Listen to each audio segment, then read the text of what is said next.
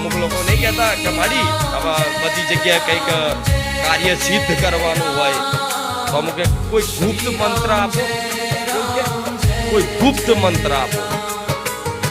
કોઈ એમ કે હું કહું કે લાવો ભાઈ બધાને કાનમાં કંઈક મંત્ર આપું ગુપ્ત, તમારા ધાર્યા કામ. એવા ગુપ્ત મંત્રો લોકોને જોતા હોય, કંઈક ગુપ્ત મંત્ર આપી દે માતાજી તો સારું. તો આ રામ નામ છે ને એ ખરેખર ગુપ્ત મંત્ર જ છે, ભલે બધી જગ્યાએ પ્રગટ છે. ઠેર ઠેર તમને રામ રામ સંભળાતું હશે, ઠેરતા ચાલતા લોકો રામ રામ બોલતા હશે.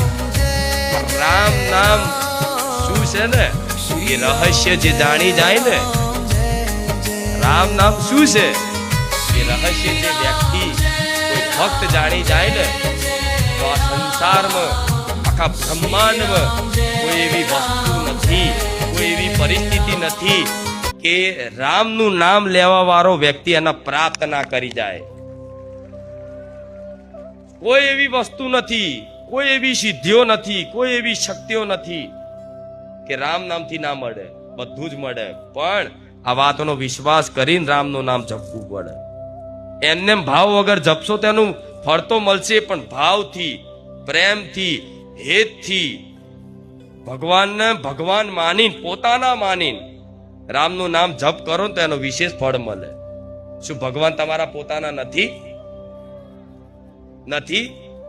ભગવાન કોને કહેવાય? જે એમને નથી માનતા ને એ એમને રીતે કૃપા રાખે એ ભગવાન છે. શું બધા ભગવાનને થોડી માને છે આ જગતમાં? લોકો ભગવાન ઉપર સવાલ ઉઠાવે છે. તો એ બધા સુરક્ષિત, વરસાદ પડે તો હરખો જ પડે છે ને, ઠંડી પડે તો હરખું જ પડે છે ને, બધાને સમાનતા જ આલે છે ને ભગવાન. કે ભાઈ ભગવાનને નહીં માનતા એમનો પાણી કાલથી બંધ, એવું જોયું ના? જે નહીં માનતા ગારો બોલે એમને ભગવાન આલે છે બધું, કેમ કે ભગવાન છે. અને તમે કોણ છો? ભગવાનના અંશ, ભગવાનના દીકરા દીકરી.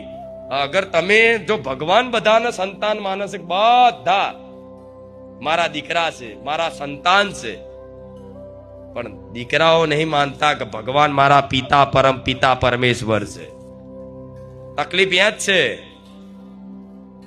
ભગવાન માને છે દરેકને કે આ મારો છે, પણ તમે નથી માનતા, તમે પોતાનાપણું નથી કરતા, એટલે તમને ભગવાન બહુ દૂર છે એવું લાગે, પણ દૂર નહીં. ભગવાન કણ કણમાં છે, કણ કણમાં છે. એને કોઈ જગ્યા સ્થાન નથી કે ભગવાન ઉપર છે, ઉપર નથી, અહીં છે હાલ.